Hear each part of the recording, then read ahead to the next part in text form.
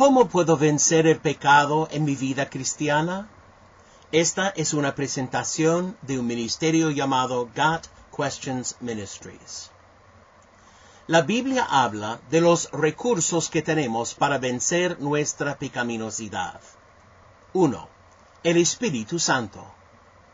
El Espíritu Santo es un don que Dios nos ha dado a su iglesia para ser victoriosos en el vivir cristiano.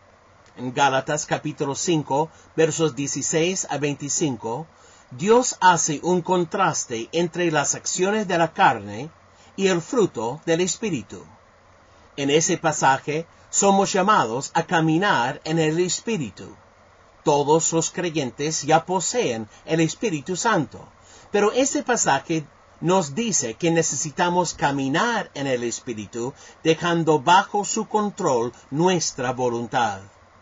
Esto significa que deberíamos llevar a la práctica lo que el Espíritu Santo nos induce a hacer en nuestras vidas, en lugar de seguir los deseos de la carne. La diferencia que el Espíritu Santo puede hacer en la vida del creyente se demuestra en la vida de Pedro, quien antes de ser lleno del Espíritu Santo negó a Jesús 3 veces, habiendo dicho antes que seguiría a Cristo hasta la muerte.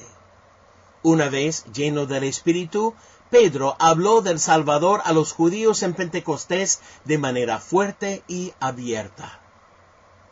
Uno camina en el Espíritu tratando de no bloquear lo que Él mismo nos induce a hacer, sin apagar al Espíritu, como dice en 1 Tesalonicenses capítulo 5, verso 19. Y buscar más bien ser lleno del Espíritu. Efesios capítulo 5, versos 18 a 21.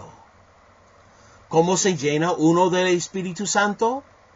Primero, es elección de Dios igual que lo era en el Antiguo Testamento. Dios elegía a individuos específicos en el Antiguo Testamento para llenar a estos individuos que Él escogía para llevar a cabo una obra que Él los quería hacer. Génesis capítulo 41, verso 38. Éxodo capítulo 31, verso 3. Números 24, verso 2. Primera de Samuel capítulo 10, verso 10, etc. En Efesios 5, 18 a 21 y Colosenses 3, 16, hay evidencia de que Dios escoge llenar a aquellos que se están llenando de la palabra de Dios, de manera que eso nos lleva a nuestro siguiente recurso. 2. La palabra de Dios, la Biblia.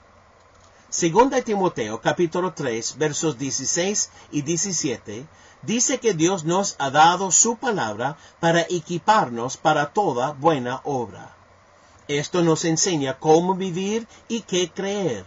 Nos revela cuando hemos escogido senderos erróneos, nos ayuda a regresar al sendero correcto y nos ayuda a permanecer en ese sendero. Como nos comparte Hebreos 4:12, la palabra es viva y eficaz y capaz de penetrar en nuestros corazones para arrancar los problemas más profundos que humanamente hablando no se pueden vencer.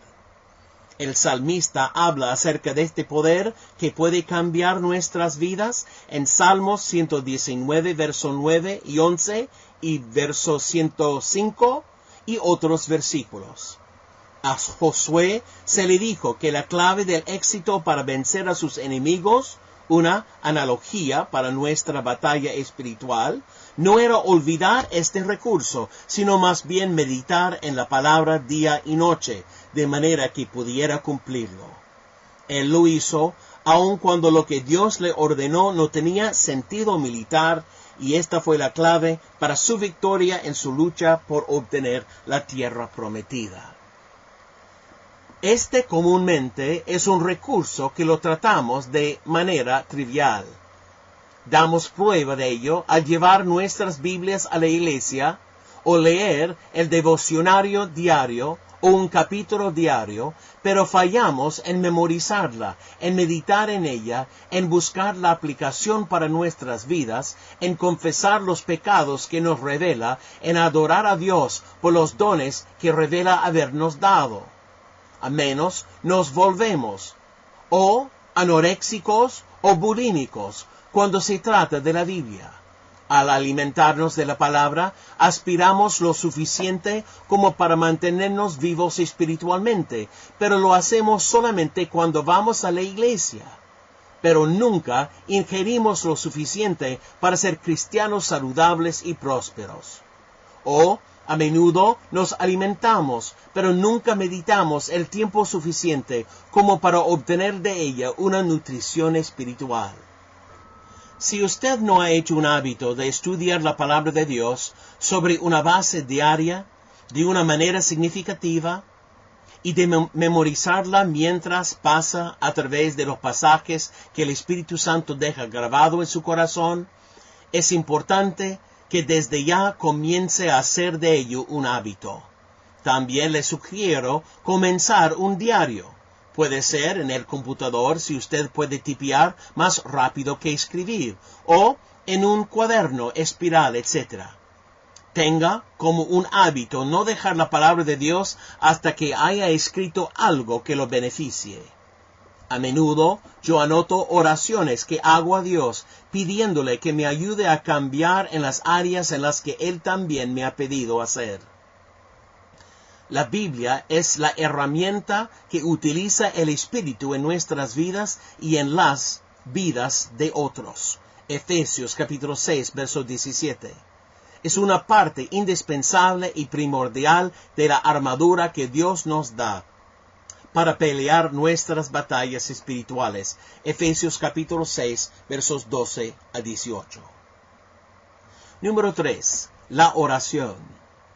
Este es otro recurso esencial que Dios ha dado. Nuevamente, ese es un recurso que los cristianos mencionan, pero no lo ponen en práctica. Le dan un uso muy pobre.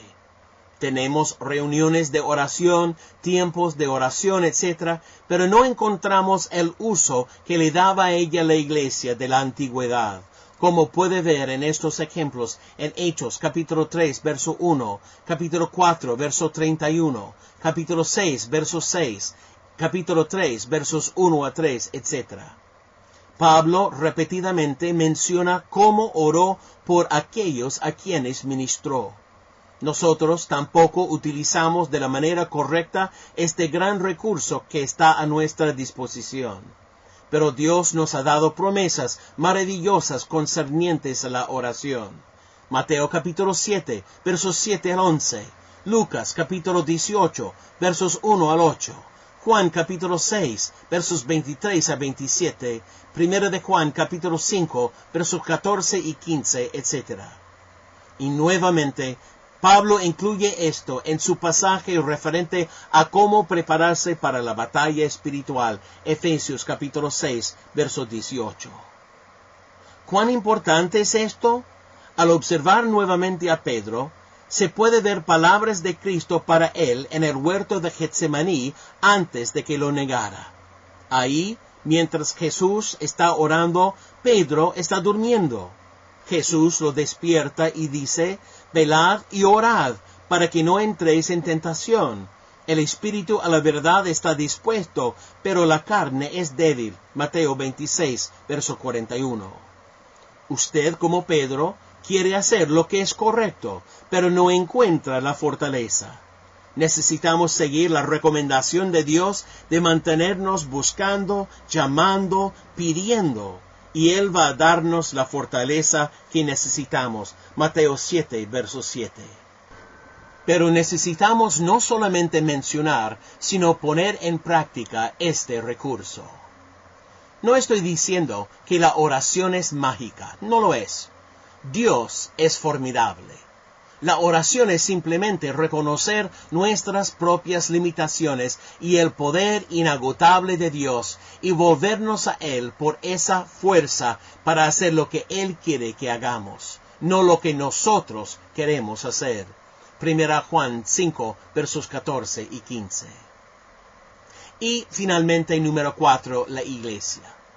Nuevamente, este último recurso es uno que tendemos a ignorar. Cuando Jesús envió a sus discípulos, los envió de 2 en 2. Mateo capítulo 10, verso 1. Cuando leemos acerca de los viajes misioneros en el libro de los Hechos, vemos que no salía un misionero a la vez, sino en grupos de 2 o más. Jesús dijo que donde están 2 o 3 congregados en su nombre, ahí está Él en medio de ellos. Mateo 18, verso 20. Él nos manda a no dejar de congregarnos, como algunos tienen por costumbre, sino exhortándonos unos a otros para estimularnos al amor y a las buenas obras. Hebreos 10, versos 24 y 25. Él nos manda confesar nuestras ofensas unos a otros. Santiago 5, 16. En la literatura acertada del Antiguo Testamento se nos dice que hierro con hierro se aguza, y así el hombre aguza el rostro de su amigo. Proverbios 27, verso 17. Cordón de 3 dobleces no se rompe pronto. Hay fortaleza en el número. Eclesiastés 4, versos 11 y 12. Hay hermanos y hermanas en Cristo que se comunican a través del teléfono o en persona y comparten su caminar cristiano, sus luchas, sus problemas, etc.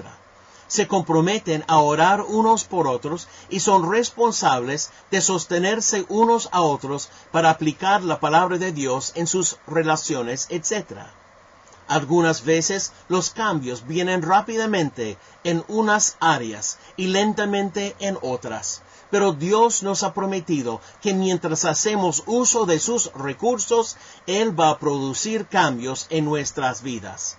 Persevere sabiendo que Él es fiel a sus promesas.